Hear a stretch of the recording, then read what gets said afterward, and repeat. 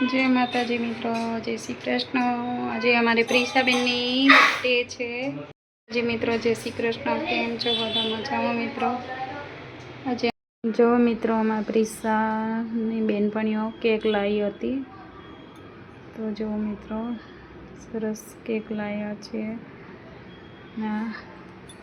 બધી બેનપણીઓ પીઝા ખાવા માટે ગઈ હતી, તો અહીંયા કેક કાપી તો અહીંયા જ બેનપણીઓને લાવી હતી, એટલે જે અહીં પીઝા ખાવા ગયા હતા ને તો અહીંયા જ કેક કાપી છે। તો જો મિત્રો બધી બેનપણીઓ છે એની, એના પછી આ બધી ફોટો પડાવશે, તો એકબીજાને કેક ખવડાવે છે। તો જો મિત્રો આ બધી એની બેનપણીઓ છે, ને એનો ભાઈ પણ ગયો હતો, તો અમારે જૈનિશ અને પ્રિશા। એના પછી અમે ઘરે ખવડાવી દો એની માસી પ્રિશા શરદી રહી ખવડાવે છે માસી, ના હું એને ખવડાવું છું કેક। તો જો મિત્રો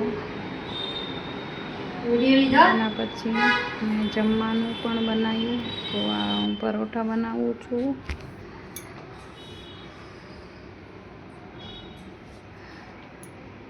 જો પરોઠા બની પણ ગયા છે, અને સબ્જીને એવું બધું મેં બહારથી લાવ્યા હતા, તો પુલાવ અને 2 સબ્જી, કચુંબર એવું બધું અમે બહારથી જ લાવ્યા હતા, ખાલી પરોઠા ઘરે બનાવ્યા હતા।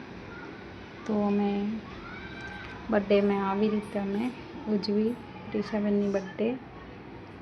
તો જો મિત્રો અમારા નાના ઢબોડાને ખાવ્યું હતું પીઝા, તો એના માટે અમે પીઝા લાવ્યા હતા। તો આવી રીતે અમારી પ્રિશાબેનની બર્થડે ઉજવી, ને બધું જમવાનું બની પણ ગયું છે, અને અમે હવે જમવા પણ બેસી ગયા છે। એના પપ્પાને નહોતા આવ્યા, હું અને જૈના બે બેઠા હતા, એને જવાનું હતું ઘરે, એટલે ફટાફટ અમે જમવા માટે બેસી ગયા। તો એને જવાનું છે ઘરે, એટલા માટે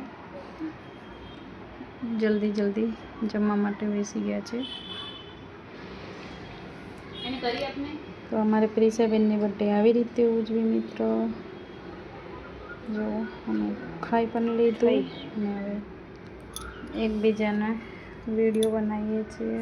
તો અમારી પ્રિશાબેન અમારા બેનો વિડીયો લે છે, એને જવું છે ઘરે, એટલે મોડું થાય છે। તો હવે જો ઉતાવળમાં ઘરે પણ જતી રહી। જો મારા જીજાજી નીચે ઉતરી ગયા હતા, એટલા માટે જતી રહી। જો અહીંયા વિડીયો અમારો પૂરો થાય છે, બાય।